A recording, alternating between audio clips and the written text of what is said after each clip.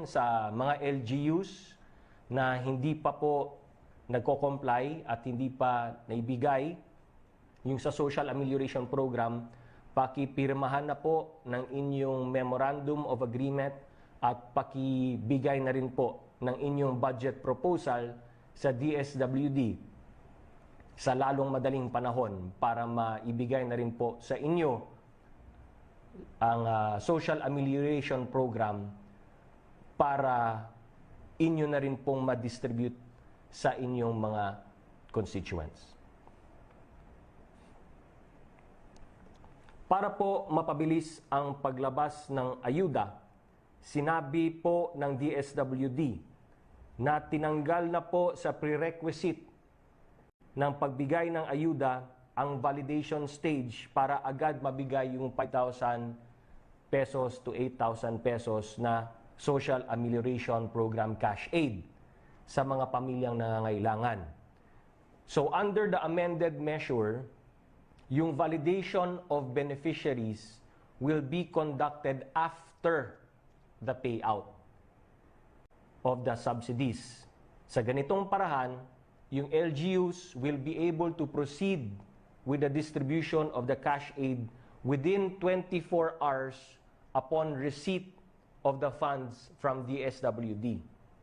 So pag nagbigay na po ng DSWD sa mga LGUs, dahil almost 90%, halos more than 88% na po ng LGUs ay nakatanggap na po nung pera at ayuda mula sa DSWD para ipamahagi sa ating mga constituents, within 24 hours po ay dapat i-distribute na po ng LGUs yan sa mga beneficiaries ng Social Amelioration Program. Yung validation to follow na lang po para mapabilis na natin ang distribution. Ngayon, pagdating naman po sa ating mga manggagawa, nireport po ng Department of Labor and Employment na nabigyan na po ng ayuda ang 236,412 na mga manggagawa sa ilalim ng COVID-19 Adjustment Measures Program or CAMP. Nais ko lang po i-announce na tuloy po nating tutulungan ang ating mga manggagawa. Pero sa ibang programa naman, ito ang Small Business Wage Subsidy o SBWS program na iro-roll out po ng Department of Finance. Ito na po yung nabanggit namin noon na programa para sa mga middle income. So, ano po yung SBWS? Ang SBWS ay programa ng gobyerno na magbibigay ng ayuda sa 3.4 milyong empleyado ng 1.5 milyong small businesses nationwide na apektado ng quarantine.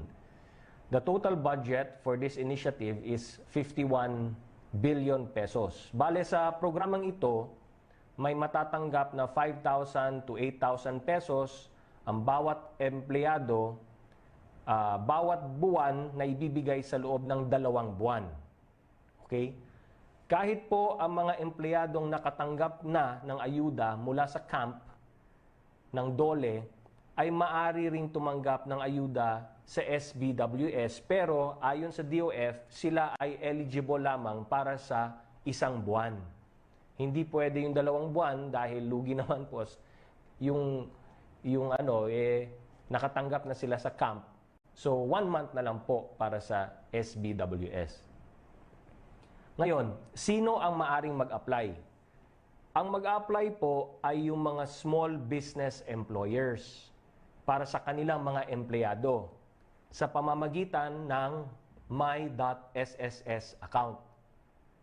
Ulitin ko po, ang mag-apply po ay yung mga employers para sa kanilang mga empleyado. Hindi ang mismong empleyado ang mag-apply po. So, sino po ang eligible para sa programang ito? Qualified po ang mga sumusunod: small businesses o lahat ng hindi kasama sa listahan ng BIR Large Taxpayers Service. yung mga maliliit na negosyo na napilitang magsara pagsamantala o magsuspinde ng trabaho dahil sa ECQ o pinayagang mag-operate gamit ang skeleton workforce. Lahat ng apektadong small businesses ay tutulungan. Ngunit ang unang makakatanggap ng tulong na ito ay yung mga negosyong sumusunod sa patakaran ng SSS at BIR. So sila muna yung unahin natin, no? Kasi mas yung nila yung sistema nila integrated na sa SSS at BIR. So mas madaling ma-capture dahil nandoon na po yung platform, nandoon na yung sistema. So mas madaling unahin muna natin itong lahat ng ito na registered sa SSS at BIR dahil captured na po natin. Next batch na lang po yung hindi captured nung sistema ng SSS at BIR. Ano naman ang kwalifikasyon para sa mga empleyadong tatanggap nito? Una, dapat nagtatrabaho sila sa isang eligible na small business. Pangalawa, aktibong empleyado ang nasabing small business hanggang March 1, 2020. Ngunit, hindi nakatanggap ng sweldo ng 2 linggo o higit pa dahil sa pansamantalang pagsara ng negosyo. At pangatlo, kahit anong contract or employment status, halimbawa, regular, probationary, regular seasonal, project-based, fixed term. Pang-apat, sertipikado ng employer na pasok sa criteria na nabanggit ko na kanina. Pag ang empleyado sa isang negosyo ay makakatanggap ng ayudang ito mula sa gobyerno, 2 po ang kondisyon para sa small business. Para sa small business, hindi nila pwedeng tanggalin sa trabaho ang empleyadong nakatanggap ng wage subsidy. Para naman sa empleyado, hindi siya maaring mag-resign sa loob ng ECQ period. Dahil po ang purpose naman itong programang ito ay para hindi mawalan ng trabaho ang ating mga empleyado. Kaya nandyan po yung 2 kondisyon na yan. Now, para malaman po ng isang employer kung pre-qualified siya, pwede pong pumunta sa BIR website at i-click ang SBWS icon. Pag kayo naman po ay qualified, pumunta lang kayo sa SSS website para mag-apply at gamitin nyo po ang inyong my.sss account. Okay? The application period for the SBWS is from April 16 to 30, while the distribution of the first tranche will be from May 1 to 15. Yung second tranche po may be released between May 16 to 31 depending on the ECQ. So dahil sa programang ito, maraming salamat po sa Department of Finance na naghanap ng pera para dito, ang BIR at yung SSS. As the IATF repeatedly stresses, improving our testing capabilities is one of government's top priorities. Yesterday, we announced that we have 16 testing centers nationwide, and the DOH reports that more will be operational soon once they are certified. To complement these efforts, the Department of Science and Technology, DOST, has announced that it will set up sample collecting booths nationwide to facilitate government's expanding testing efforts. As part of this initiative, the regional offices of DOST will partner with the Department of Health in setting up the specimen collection booths across the country. Initially, the DOST plans to set up at least 132 specimen collection booths in different regions nationwide. Kaya maraming salamat po sa DOST at sa Department of Health. Another priority of government is to prevent COVID-19 from spreading. And a key component of this effort is restricting the movement of the general populace. Yan po ang purpose ng ECQ. Simple lang po ang prinsipyo nito. Pag nasa bahay po kayo, hindi kayo mahahawa. At kung kayo naman po ay may sakit pero walang sintomas, di din kayo makakahawa ng iba. The President himself has acknowledged that this has not been easy for all of us. Kahit si Presidente, inamin niya na naiinip na siya. Kahit ako, aminin ko na, bago po mag-ECQ, hindi ko po alam anong ibig sabihin ng LDR. Di kasi uso ang shortcut ng panahon namin. Long distance relationship pala. This term, well, used to apply to lovers or couples who remain together despite their long distance relationship. Now it applies to all of us. Lahat po tayo may LDR with our families, may LDR with our friends, may LDR with our co-workers. Pati ako, may LDR na rin ako with mga kaibigan natin sa media. Pero ginagawa natin itong lahat para hindi tayo makakahawa ng iba. Ako, ginagawa ko to para hindi mahawa yung mga kaibigan na natin sa media. Okay? But the importance of social distancing is the rationale behind PNP's efforts to strictly enforce the ECQ. Now, to put things in context,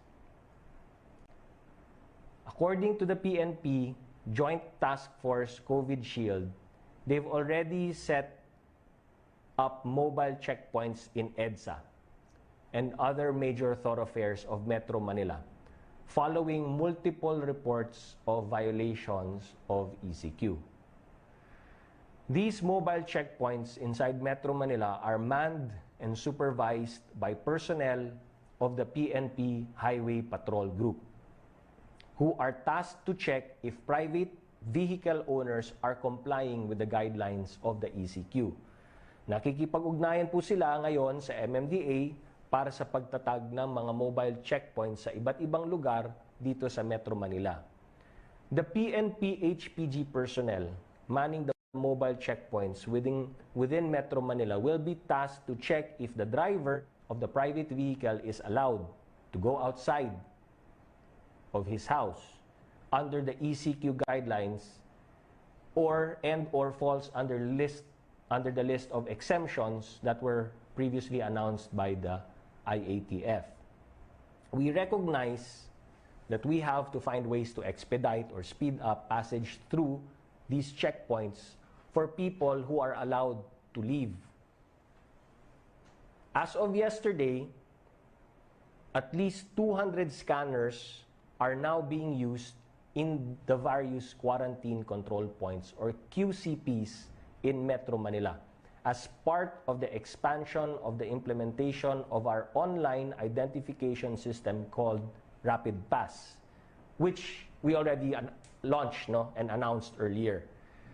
This system seeks to expedite the movement of our health workers and other frontliners amid the strict implementation of the enhanced community quarantine. The 200 scanners were already distributed to 48 QCPs or quarantine control points, mostly located at the boundaries of Metro Manila and the provinces of Laguna, Rizal, Cavite, and Bulacan, where most Metro Manila workers come from.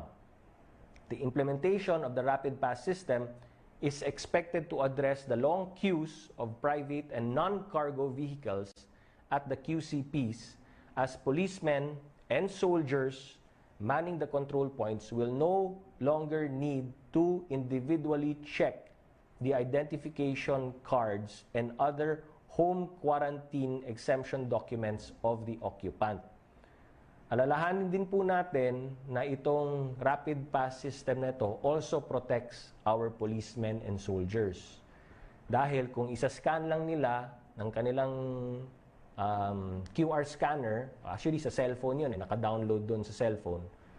Pag scan nila, hindi na nila kailangan hawakan yung ID, hawakan yung papeles, tapos magkahawaan. No? Now, kung mahaba man ang pila sa mga checkpoint, pakiusap po sa ating mga kababayan, habaan din po natin ang ating pasensya. Please be patient with our law enforcement officers as they are just doing their jobs. Ika nga, trabaho lang, walang personalan. They have been directed to be strict because being lax will obviously have dire consequences for all of us. Let us keep in mind that our policemen and women are frontliners too. And they are also vulnerable to infection in the course of them just doing their jobs. According to the PNP, there are already 59 PNP personnel who have contracted the virus. And it's very, very sad to note na 3 po sa mga na-infect na police ay pumanaw na po. So, let's appreciate also the work that they're doing. But despite the risks, the police continue to do their duty 24/7 to keep us all safe. Not only that, they've actually gone beyond the call of duty and have raised 69.1 million pesos from uniformed personnel and civilian employees for the Team PNP Bayanihan Fund, which seeks to augment the national government's cash subsidy and social amelioration programs to assist poor families affected by the ECQ. Kaya sa ating mga kapulisan, mga kasundaluhan, our men in uniform, maraming salamat po. The 3 PNP personnel whose lives were lost to COVID-19 are not the only losses we mourn. Kasama po dito ang mga doktor at medical health workers na nagkasakit habang ginagampanan ang kanilang tungkulin. Heroes who lost their lives on the front lines of our battle against this disease. I said the other day that today's heroes wear white. Dadagdagan ko po, our heroes also don and represent our country's colors. One of them is Ambassador Bernardita Catalia, who succumbed to the disease while serving as our country's representative to Beirut. In her honor, the Philippine flags in all DFA offices in the Philippines and abroad will be flown at half-mast. Yesterday, 13 lives were claimed by COVID-19. This brings the total number of deaths in our country to 362. Umabot na po sa 5,660 ang nahawa sa COVID-19 sa buong bansa. Kahapon po, may 207 na bagong kaso. But, as Mahatma Gandhi once said, in the midst of death, life persists. In the midst of darkness, light persists. Kahapon, 82 po ang nakarecover sa COVID-19. Lahat-lahat, 435 na po ang nakarecover sa sakit na ito. Yesterday was the 5th straight day that the number of daily recoveries had increased. For this, we again thank all the medical personnel who tirelessly work to treat the sick at the risk of their own safety. Kahapon ang ikalimang sunod-sunod na araw kung saan nakapagtala tayo ng pagtaas sa bilang ng mga gumagaling sa karamdaman.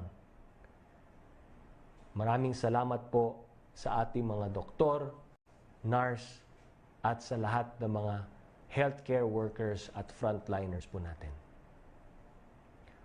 We need to stress, however, that all of us can play a role in influencing the numbers we in government report every day. Lahat po tayo may maambag para pababain ang bilang na nagkakasakit at namamatay dito sa COVID-19. Kailangan lang po natin na sundin ang payo ng ating mga doktor, manatili sa ating tahanan at huwag lumabas kung di kailangan. Magsuot ng mask, maghugas ng kamay, bahay muna, buhay muna. Sama-sama, magtatagumpay po tayo laban sa COVID-19. Together, we heal as one. Maraming salamat po at magandang umaga po muli. Ngayon, mabasahin ko na po yung mga katanungan mula sa media.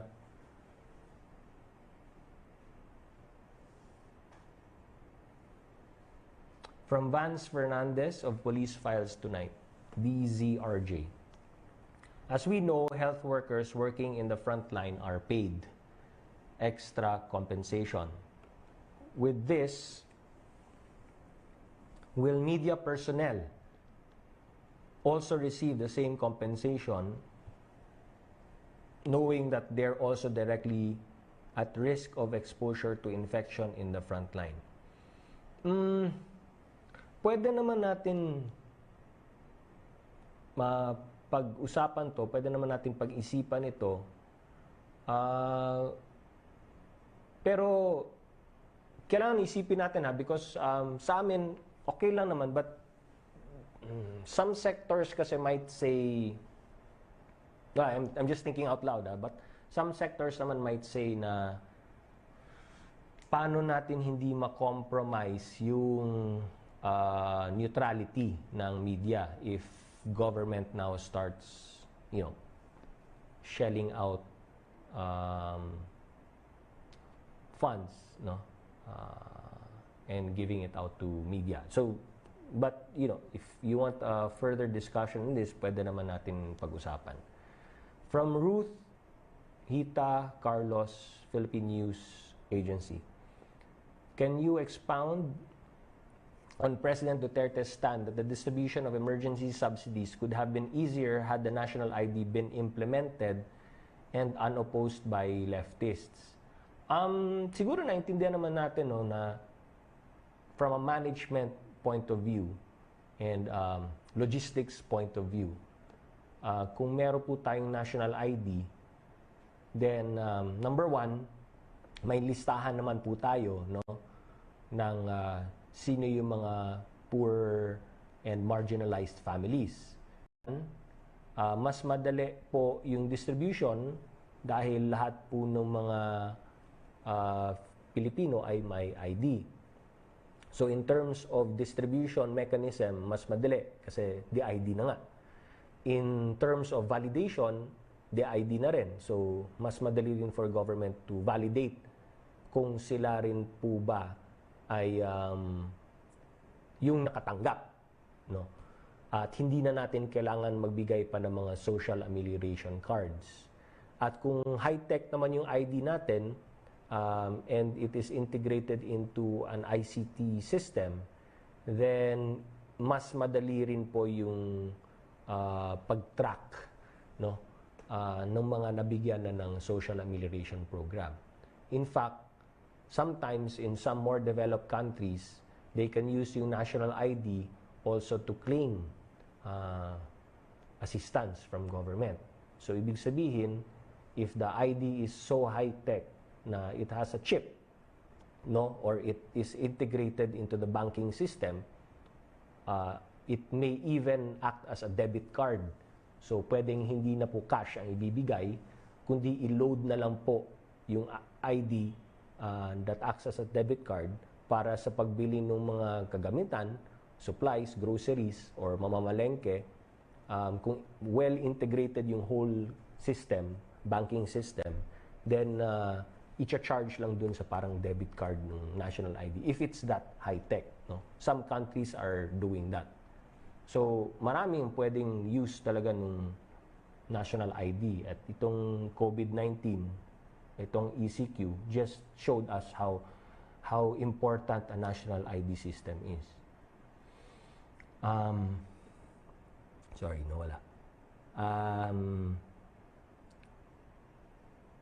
From Jopel Pelenio of DWIZ. Ano po ang plan of action ng IATF sa dalawang airport security na nag-positive sa COVID-19? Ano po ang tulong na maibibigay ng IATF sa dalawang airport security dahil naka-total isolation na po sila? Salamat po. Kasama naman namin sa IATF yung DOTR. So, ang Department of Transportation and its attached agencies are already acting on this. No? Marami po, sir, sa mga small-time pensioner ang nagtatanong kung bakit wala daw po silang natatanggap na assistance mula sa DSWD. Hindi daw po ba sila kasama sa cash amelioration program ng gobyerno? Salamat po. Based on the guidelines, nandun nakalagay kasi na pag senior citizen that is currently receiving pension ay hindi po kasama. So, kung ang tanong ay i-review ba ito at may pag-asa po ba? Well, that's something na pwede nating pag-isipan. At the first thing we have to define is what counts as small-time pensioner, di ba? So, anong level yung sinasabi na small-time pensioner? But because that is more within the expertise at sa realm ng DSWD, we have to relay the question back to DSWD. From Chris Jose of Remate Online, reacts po sa sinabi ni ACT Teachers Party List Representative Franz Castro na hindi raw po dapat sisiin ang mga pasaway na Pilipino sa pagtaas ng kaso ng COVID-19. Ang pagiging incompetent at mabagal na pagtugon ng gobyerno sa COVID ang dahilan daw po ng pagtaas ng bilang ng kaso. Hindi raw po dapat pinapasa sa taong bayan kaya napasok ang virus dahil minaliit ang banta ng COVID-19 at bine-baby ang China. Kaya libreng lumalaganap ang virus dahil hanggang ngayon ay wala pang katotohanan mass testing at contact tracing na batay sa karanasan ng ibang bansa ay pinaka-epektibong paraan upang pababain ang mga na-infect at namamatay. Lahat po ng sinabi ni Rep. Castro ay ginagawa na po ng gobyerno, no? Yung wala po tayong ginawang pagmamaliit sa banta ng COVID-19. In fact, tayo po ang isa sa pinakaunang nag-declare po ng ECQ. So, nauna yung public health emergency, tapos nag-community quarantine, tapos nag-enhanced community quarantine, tapos nag-declare tayo ng state of calamity. So, wala po tayong pagkukulang in terms of our reaction. In fact, ang projection nga ng WHO is kung wala tayong ginawa na aksyon at a very early stage, we would have hit 75,000 infected. Ngayon, yung sa mass testing na sinasabi, na banggit ko na rin po kanina, no, na number one, meron na pong kaugnayan yung programa ng DOST at DOH na magkaroon ng mga testing booths para sa pag-collect ng samples as dadalhin sa lab yun at dinadamihan na rin natin yung laboratories. Tapos nag-utos na rin po si Pangulo na bumili na rin ng rapid test kits at yan po ay ipapasok na rin natin sa ating health protocols yung paggamit ng rapid test kits in conjunction with the lab-based PCR tests. No? In the same manner, tinutulak na rin po natin na actually maraming nag-apply ng mga laboratories para sila po ay ma-accredit na maging PCR lab testing laboratories at ginagawa naman po natin yan. Yung sa contact tracing naman, we're already using mga apps at meron din po tayong apart from the contact tracing na nakaset up na po on the ground down to the LGU level, we're also already utilizing mga ICT and mobile applications, and we're using and utilizing technology to be able to enhance yung ating contact tracing.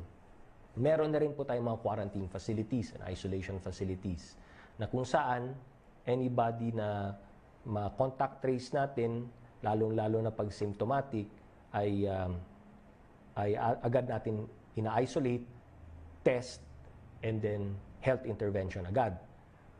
Then kahapon, in-announce po natin dun sa IATF na bagamat the WHO actually only requires us to report PUIs, tayo po, we made a decision sa IATF na i-retain natin yung PUMs. Kasi ang gusto natin mangyari is kahit yung mga PUMs ay itetest din po natin, which is over and beyond the requirements ng WHO. So, ibig po sabihin, kung meron mga ginagawang mga patakaran and palisiya ang WHO, we even go beyond that. Diba? Kasi sabi niya, PUIs lang tayo, hanggang PUMs, gusto rin natin i-test eh. So, palagay ko, wala namang pagkukulang po ang pamahalaan. Pero thank you for the suggestions, but we're already doing everything that nasabi po. From Belia Carriazo of Bandera, morning, ask ko lang po yung order ni President Duterte sa DILG na i-probe kung sino-sino ang sangkot sa sabong at inuman. At meron pa ngang bingo sa isang barangay sa Maynila. Kapag ba na-identify kung sino ang mga ito, automatic hindi na sila kasama sa second tranche ng SAP ng government? Wala akong nakitang sa batas na ganito. Pero ang nakita kong batas, kung meron man magva-violate at nahuling nag-violate, no? Meron po tayo nandun nakalagay sa Bayanihan to Heal as One Act. Ang mga penalties na kasama po dyan. At kung babasahin niyo po, it's fine, no? I think 10,000 to million ba yun? Or imprisonment, or both. So, depende po. Matindi po ang nandun nakalagay sa batas na penalties for anybody who violates yung Bayanihan to Heal as One Act. So, meron po yung fine, meron pong multa, 2 months imprisonment for violation of the law, fine of 10,000 to 1 million pesos or both. So, mas matindi pa po dun sa sinasabing hindi sila makakatanggap ng second tranche. From Gerg Cahiles, CNN Philippines. What are the plans of government to the Filipino crew of cruise ships that are scheduled to dock at the Manila port in the coming days? Na-announce na po natin kahapon, di po ba? We will allow them, the foreign cruise ships, to dock, but mandatory 14-day quarantine at babantayan po ng pamahalaan ang pagka-quarantine po nila habang sila ay nandun sa cruise ship. Mean to say, kung ma-imagine mo yung ginawa natin pagbabantay sa mga nung unang pag-repatriate natin mula sa Wuhan, di ba, nilagay natin sa Athletes Village.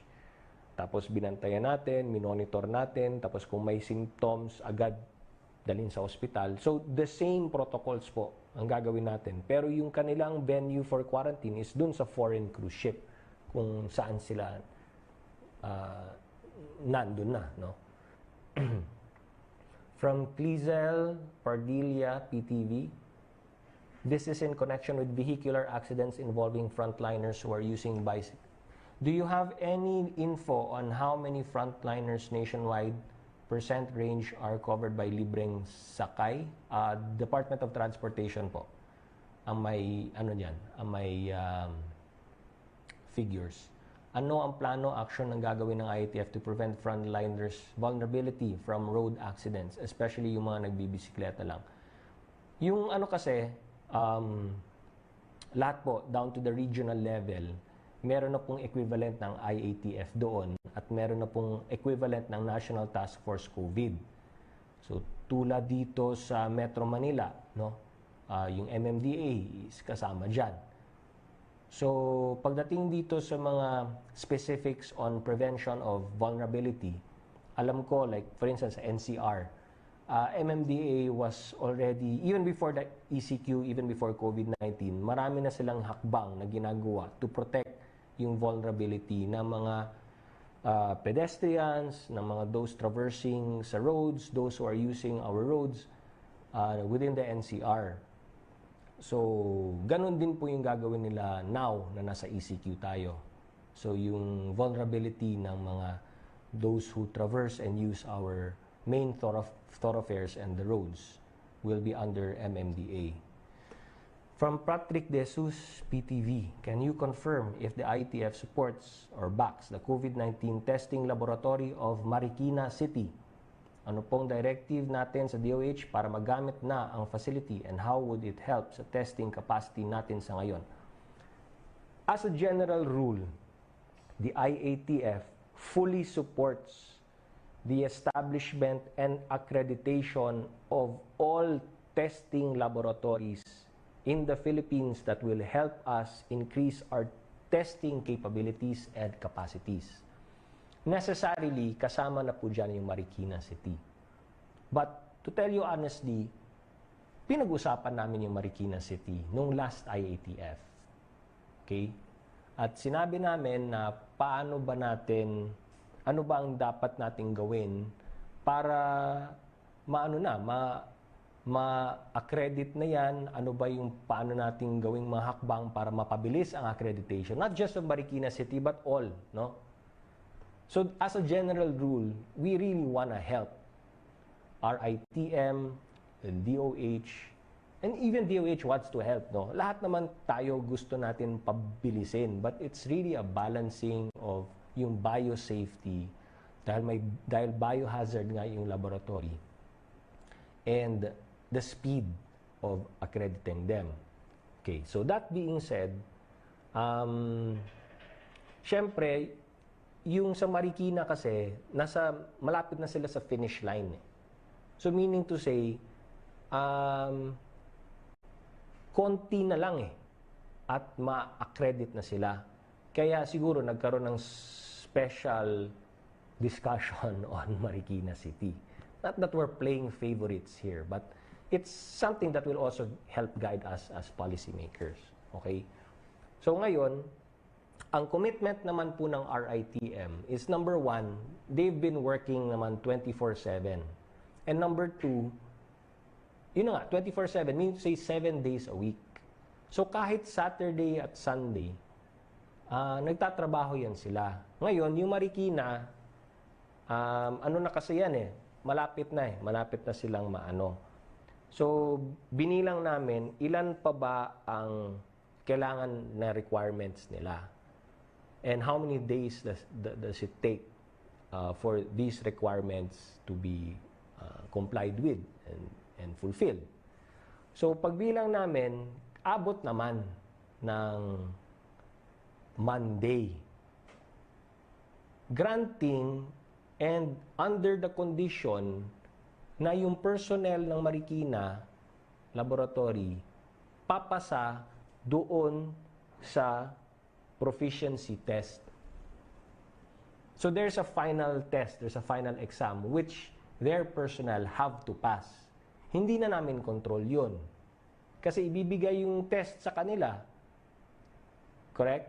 And kailangan pumasa sila without any aid from us. Ang tulong lang na pwedeng gawin ng gobyerno, ito, sige, fulfill natin to, sige, we'll help you here, ito, pabilisin natin, tutukan ito ng RITM at DOH, na lahat ng ito, subject to your compliance, ay mabigay. Okay, fine. Last step, exam. Alang naman, tayong sasagot ng exam nila, hindi naman natin pwedeng gawin yon. That's favoritism already at the most extreme, di ba? So, granting na maipasa nila lahat yan, pati yung exam, good to go na tayo. So, yun po. Ano lang, we just wanna dispel the notion na, pinapahirapan o masyadong yung mga requirements, tedious yung mga requirements. Everybody passes through that.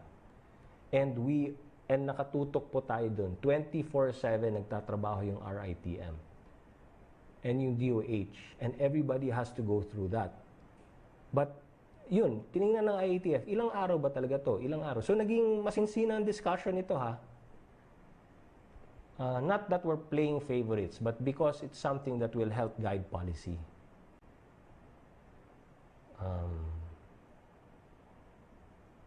Okay. From Ariane Meres, ABS-CBN Online. 1. President Duterte warned of a martial law scenario if ECQ violations continue. How likely is it for the President to declare martial law? Will it cover the whole Philippines? Ang sinabi ni Pangulo naman kagabi is very clear. Martial law type. Meaning to say, parang sinasabi lang ni Pangulo, kung talagang magmamatigas, ang mga pasaway, then we will really employ and ask the military to come in and help with the police. Parang ganun lang. That's what he means. But are we talking about martial law? Because that's your number 2 question. Is martial law now being considered by the IATF? Yung Constitution is very clear naman, in cases of invasion or rebellion. Okay? So, yun po. Pag wala naman yun, hindi naman yung martial law. But the President is only trying to emphasize to the people na he also has the ability to ask for the AFP and military to help impose order if need be. He has that power. So, warning lang sa mga violators at warning lang sa mga lumalabag at yung mga pasaway na umayos kayo, mag-behave. Let's keep order. Yesterday, Presidential Spokesman Harry Roque said a total lockdown is among the options. What's the IATF take on this? Actually, I don't know ano yung ibig sabihin ni Spokesman Harry in terms of total lockdown, no? So, maybe we should ask him what the definition of total lockdown is because ECQ is already, nasa ECQ na tayo. So, I don't know what that total lockdown is. So, to answer yung 4th question of what would a total lockdown look like and will it be limited to Luzon only if ever, wala pong we are not talking about that. So, among the 3, martial law, total lockdown, ECQ lifting, which is most likely to happen and why? Ang pinag-uusapan or ang ipepresent sa Monday ng small group na inutusan ni Pangulong Duterte made up of select group kasama yung economic managers, is to talk about what happens after April 30. That will be presented to the IATF on Monday.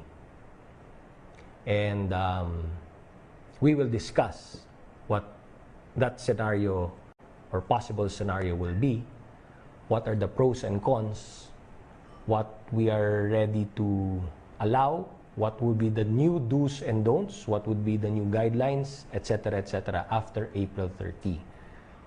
So, ayokong pangunahan because sa Monday pa naman yan, number one. Number two, whatever we discuss sa IATF, kung ano man yan, yung gagawin natin sa April 30, we will recommend that to the President. Ultimately, si Pangulong Duterte magde-decide doon sa recommendations natin. Okay.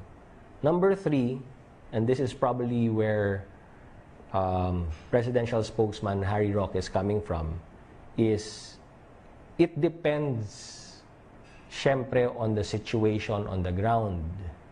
Mean to say, kung nagko-cooperate naman ang mga tao dito sa mga ginagawa natin, then it makes it easier for us to make the decision because everybody is cooperating.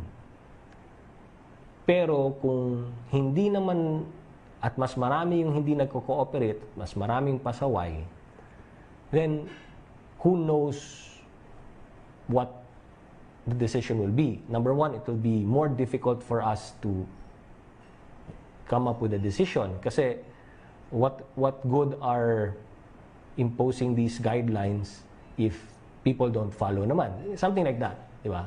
Kaya siguro sinabi ni presidential spokesman na yun, maybe he's thinking of something stricter. Kaya patuloy yung aming panawagan sa taong bayan na make it easier naman for us to make the decisions. Because the decisions are based on our assumptions of how the Filipino people will behave and cooperate. Diba? So, means when we make the decisions, o sige, ito pwede natin gawin, ito pwede natin gawin, ito pwede natin gawin. That's based on the assumption that people follow the rules. People cooperate. But if they don't follow the rules, if they don't cooperate, it destroys all the assumptions, then the model is also destroyed. Naintindihan? Naintindihan nyo? Diba?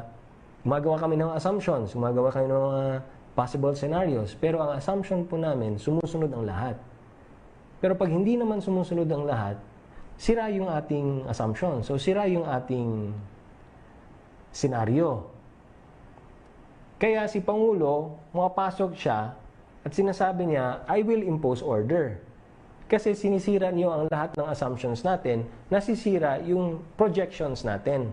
Ang projections po natin, pinag-uusapan na projections, yung ilan ang magkasakit, ilan ang ma-hospitalize, ilan ang gagaling, ilan mamamatay, ilan mai-infect. Masisira lahat yan kung may mga pasaway. Ganun lang kasimple yun. Can we, from Joseph Morong, GMA 7, can we shed light on what the President last night said about antibodies from horses? President Duterte also said that he has ordered the military and the police to be ready take over the implementation of the ECQ. Is that what's going to happen?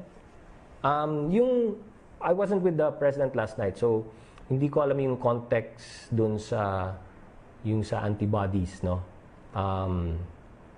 Maybe somebody gave him some information about these antibodies, but I wasn't there last night, so hindi ko alam ano yung context. Yung order of the military and police to be ready to take over the implementation of the ECQ, I guess what he means lang is the police and military will become stricter sa implementation ng ECQ, or it could mean that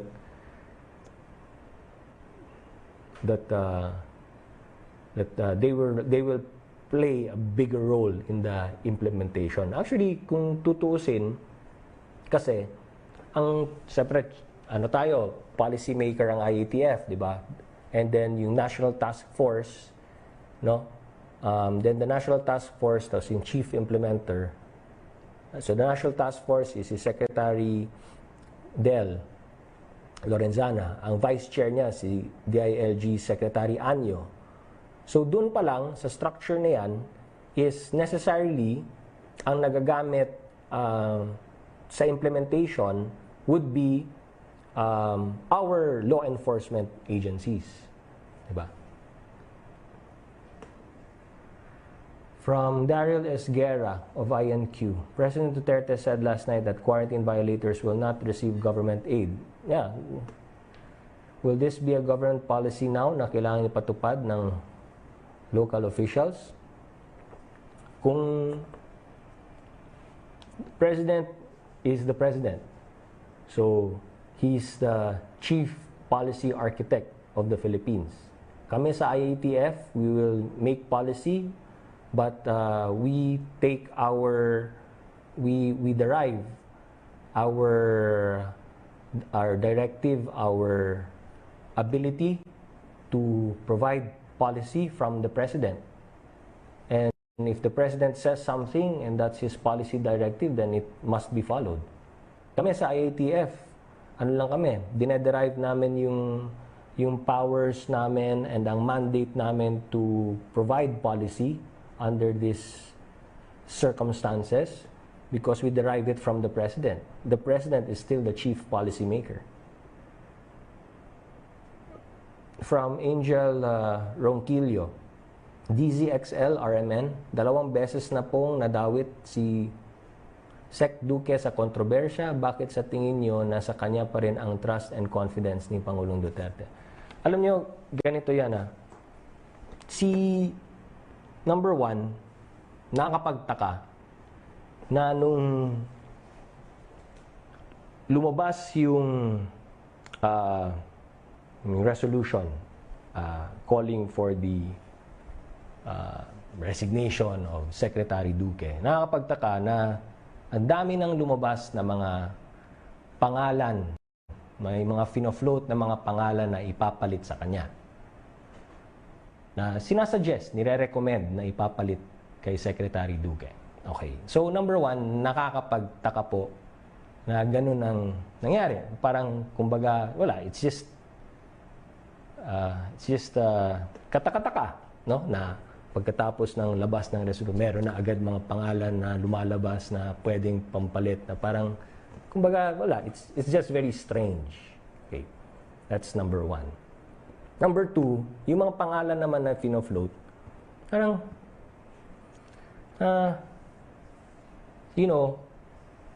when the news came out na ganyan-ganyan, may resolution, etc.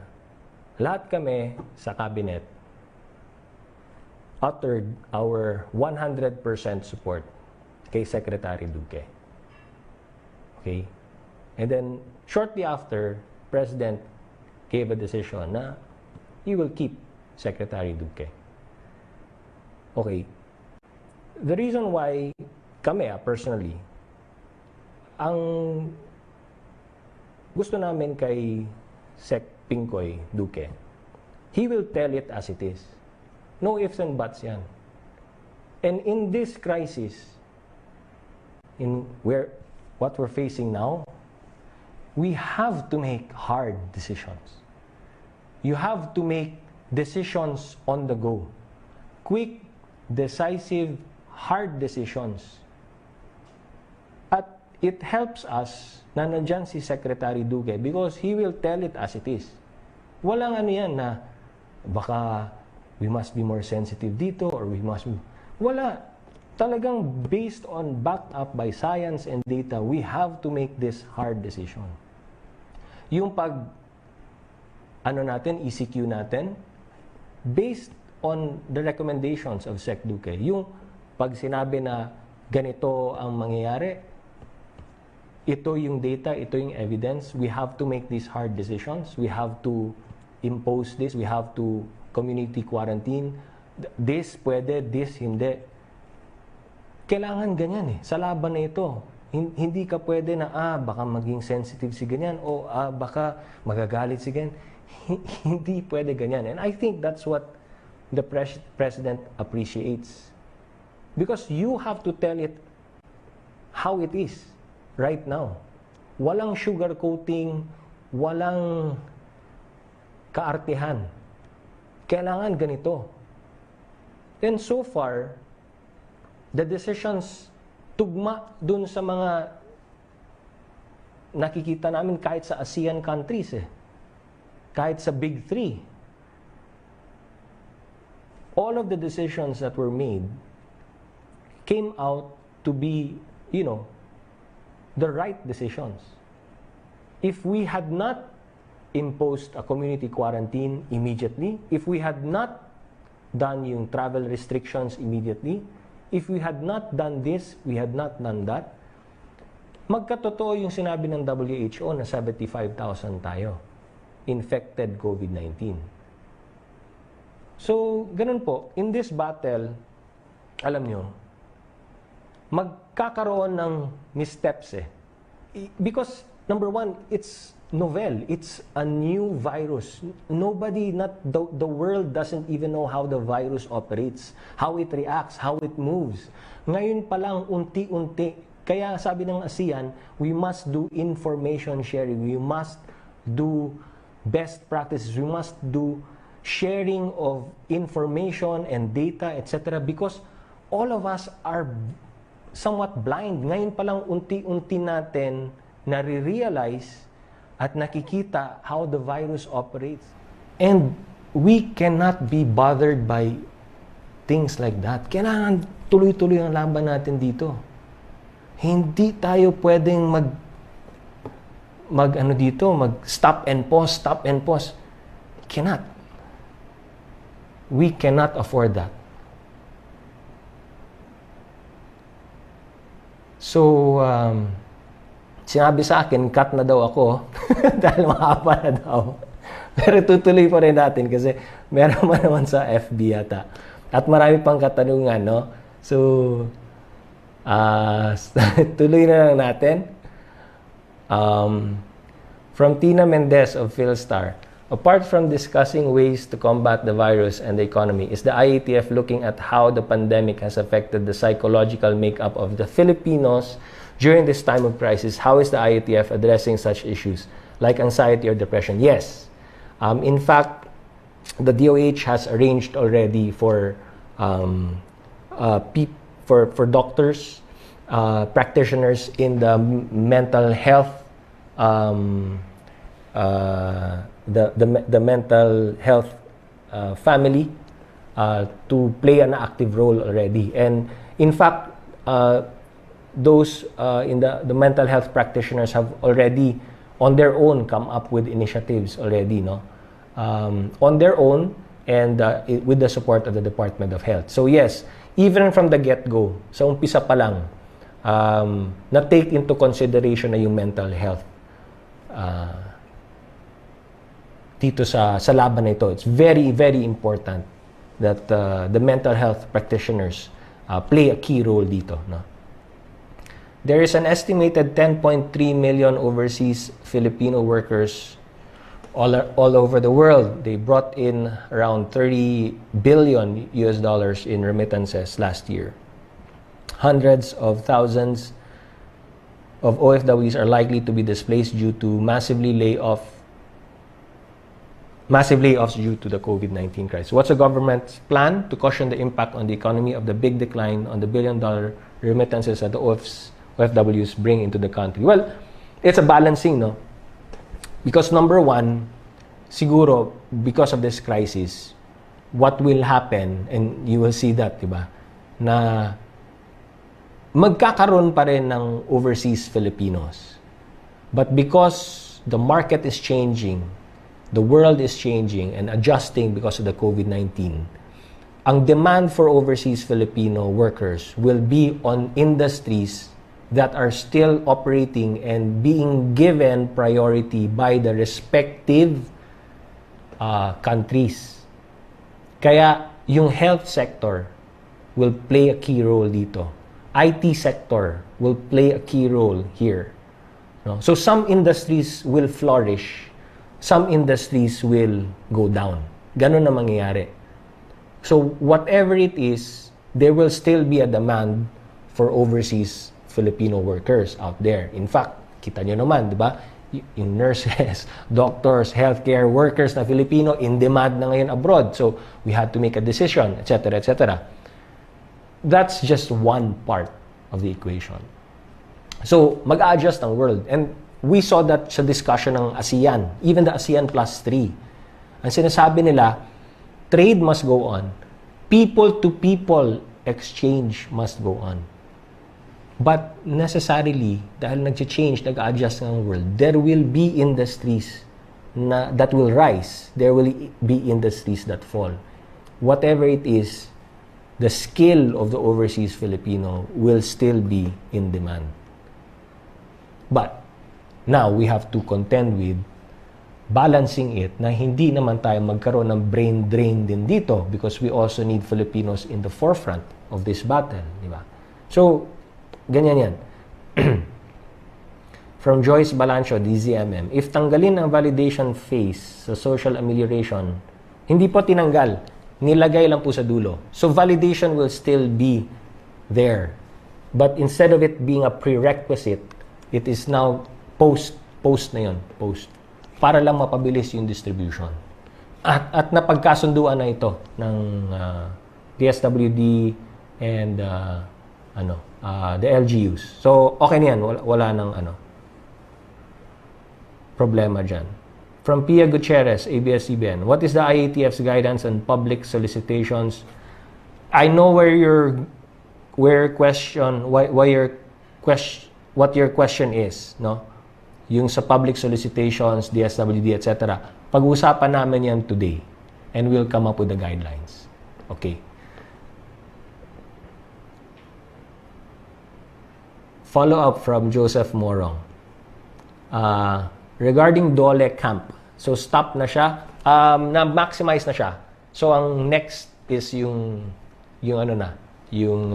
programa ng DOF. So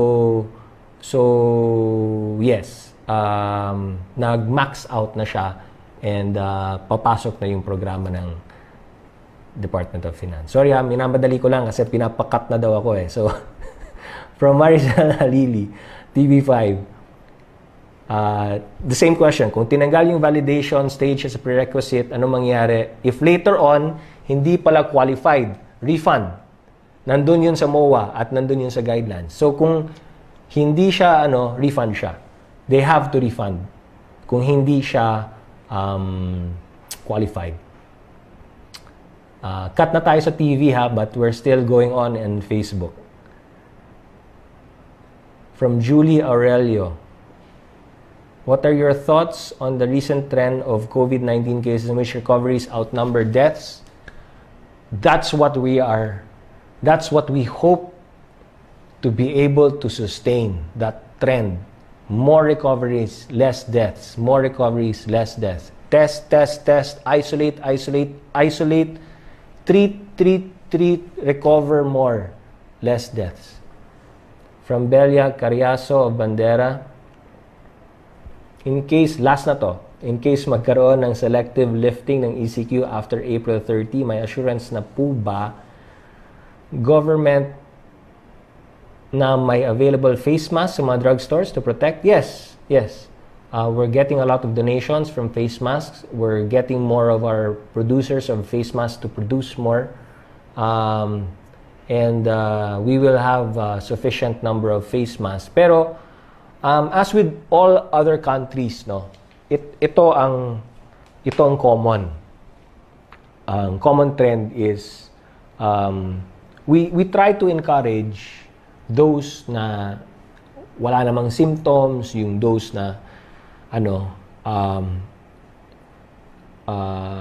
yung walang simptomas, walang travel history, walang contact whatsoever, whether first degree or second degree contact with COVID-19 patients or positives. Yung walang gayang history. we try to encourage na wag magsuot ng surgical masks and N95 masks lalo na. Because we try to reserve that for our healthcare frontliners. Kaya pwede na yung handkerchief or pwede na yung cloth masks na marami naman rin gumagawa. May mga do-it-yourself face mask also. That's what all the other countries are even trying to do. Na para ma-reserve yung stockpile ng surgical mask at N95 for our medical frontliners. So that's a common practice being done by even the ASEAN countries, even the +3 countries, and even other countries abroad. So that's also what we're trying to do. That being said, we in government are still producing as many surgical masks as we can, procuring as many N95 masks as we can, because that's part of our stockpiling strategy. Okay? I think that's the last question. So maraming salamat. Pasensya na kayo that I went over time. I had to answer all of the questions as extensively as I can. We got cut off from TV but nasa ano pa naman tayo. Nasa FB pa naman tayo. So again, sa ating mga kababayan, maraming salamat po sa inyong pagkikipagtulungan sa inyong pamahalaan. Kayo po ang first line of defense sa giyerang ito. Bahay muna, buhay muna. So sa ating mga kasama sa pagpapalaganap ng tama at napapanahong impormasyon sa iba't ibang media outlets sa TV, radyo, dyaryo at sa online na naka-hook up po sa atin ngayon, maraming salamat po. At muli, dahil overtime na tayo, magandang umaga po. At God bless and protect each and every one of us.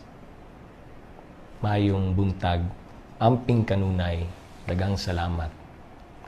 And ang atong pag-ampo, kanunay sab. By God's grace, we will beat COVID-19.